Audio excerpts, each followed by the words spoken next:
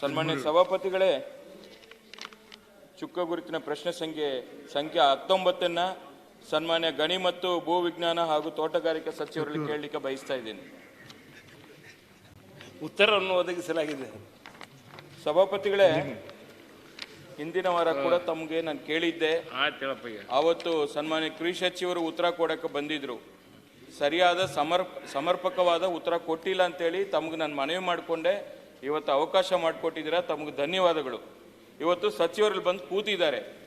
ಅವ್ರು ನೋಡಿ ಈ ಪ್ರಶ್ನೆಗೆ ಉತ್ತರ ಕೊಟ್ಟಿರತಕ್ಕಂಥ ಅವರೇ ಕೊಟ್ಟಿರತಕ್ಕಂಥ ಉತ್ತರದಲ್ಲಿ ಹೇಳ್ತಾರೆ, NDRF ಮಾರ್ಗಸೂಚಿಯಂತೆ ಪ್ರತಿ ಹೆಕ್ಟೇರ್ಗೆ ತೋಟಗಾರಿಕೆ ಬೆಳೆ ನಷ್ಟಕ್ಕೆ ಮಳೆಯಿಂದ ಆಗಿರತಕ್ಕಂಥ ಬೆಳೆಗಳಿಗೆ 8,500, ನೀರಾವರಿ ಬೆಳೆಗಳಿಗೆ 17,000 ಮತ್ತು ವಾರ್ಷಿಕ ಬೆಳೆಗಳಿಗೆ 22,000 ಪರಿಹಾರ ನಿಗದಿಪಡಿಸಲಾಗಿರುತ್ತದೆ ಅಂತ ಹೇಳ್ತಾರೆ.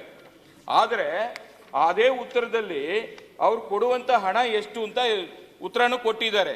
ಬಹುಶಃ ಅವ್ರು ಹೇಳೋದಿಲ್ಲಿ 8,500, 17,000 ಮತ್ತು 22,500. ಬಟ್ ರೈತರಿಗೆ ಕೊಟ್ಟಿರತಕ್ಕಂಥದ್ದು ಎಷ್ಟು? ಕೇವಲ 2,000.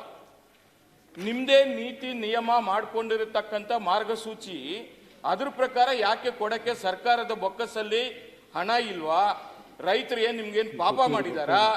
ಇಲ್ಲ ಅಂದ್ರೆ ಏನು ಅಂತ ಹೇಳ್ಬೇಕಾಗ್ತದೆ. ಇವತ್ತು ನಿಮ್ ಖಜಾನ ಏನಾದ್ರು ಖಾಲಿ ಆಗಿದೆಯಾ ಗ್ಯಾರಂಟಿ ಮೂಲಕ?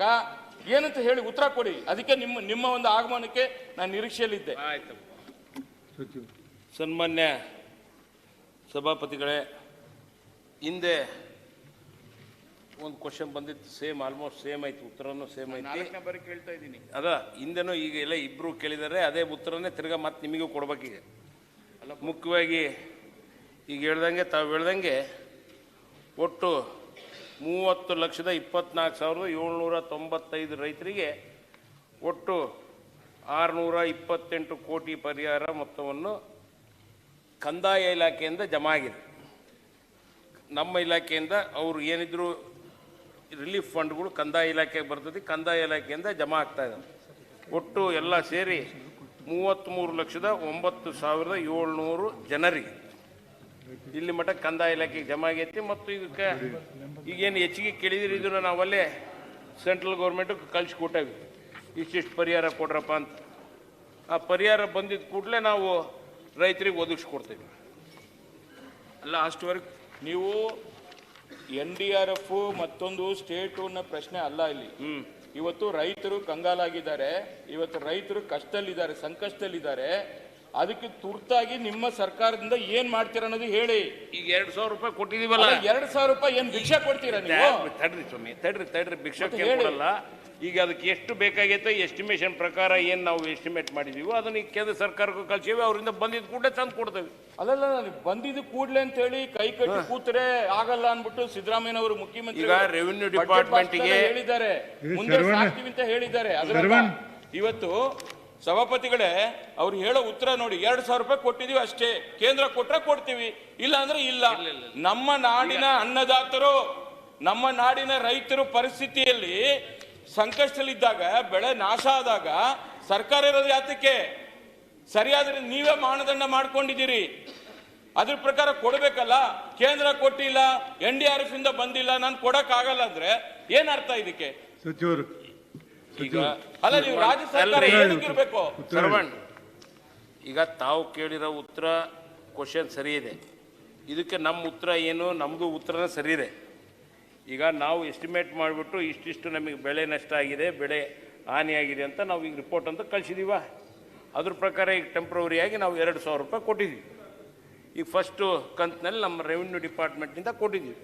ಈಗ ನೆಕ್ಸ್ಟು ಕೇಂದ್ರ ಸರ್ಕಾರದಿಂದ ಇಲ್ಲಿ ಮತ್ತೆ ಮುಖ್ಯಮಂತ್ರಿಗಳ ಹತ್ರ ಮಾತಾಡೋಣ, ಹಣಕಾಸು ಇಲಾಖೆಯಿಂದನೂ ಈಗೇನಾದರೂ ನಮಗೆ ಪರಿಹಾರ ಸಿಗೋದ ರೆವಿನ್ಯೂ ಡಿಪಾರ್ಟ್ಮೆಂಟಿಂದ ಡಿಸ್ಟ್ರಿಕ್ಟ್ ವೈಸ್ ಅಲೋಕೇಶನ್ ಆಗಿದೆ. ಈಗ ಯಾವ್ಯಾವ ತಾಲೂಕಿಗೆ ಎಷ್ಟೆಷ್ಟು ಪರಿಹಾರ ಬೇಕು ಅನ್ನೋದ್ರ ಬಗ್ಗೆ ಎಕರೆ ವೈಸ್ ನಾವೀಗ ಎಸ್ಟಿಮೇಷನ್ ಮಾಡಿದ್ದೀವಿ.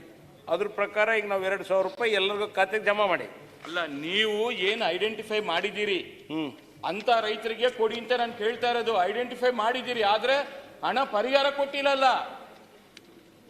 ಪರಿಹಾರ ಕೊಡ್ಬೇಕಲ್ಲ. ಈಗ 2,000 ಕೊಟ್ಟು ಎಷ್ಟು ದಿನ ಆಗಿದೆ? ಅವ್ರವ್ರ ಖಾತೆಗೆ ಜಮಾ ಆಗಿದೆ ಅಲ್ಲ. ನಮ್ಮ ಮಿಕ್ಕಿರೋದು ಯಾವಾಗ ಕೊಡ್ತೀರಾ ಹೇಳಿ? ಸನ್ಮಾನ್ಯ ಕೇಂದ್ರ ಸರ್ಕಾರನ ಸಭಾಪತಿಗಳೇ, ಕಾಯ್ಕೊಂಡು ಕೂತಿದ್ರೆ ಆಗಲ್ಲ.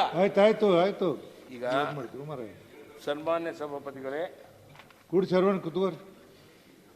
ಮುಖ್ಯವಾಗಿ ನೀವು ಕೇಳಿರೋದು ಸರಿ ಐತಿ. ಈಗ ನಾವು ಇಲ್ಲಿ ಮೊದಲನೇ ಕಂತಾಗಿ 2,000 ರೂಪಾಯಿ ಕೊಟ್ಟಿದ್ದೀವಿ. ಎಷ್ಟು ದಿನ ಆಗಿದೆ ಕೊಟ್ಟು? ಈಗ ಕೊಟ್ಟಿದ್ದೀವಲ್ಲ, ಈಗ ಎಲ್ಲರ ಖಾತೆಗೂ ಜಮಾ ಆಯ್ತು ಹೇಳಿ ಸಚಿವರ, ಹೇಳಿ.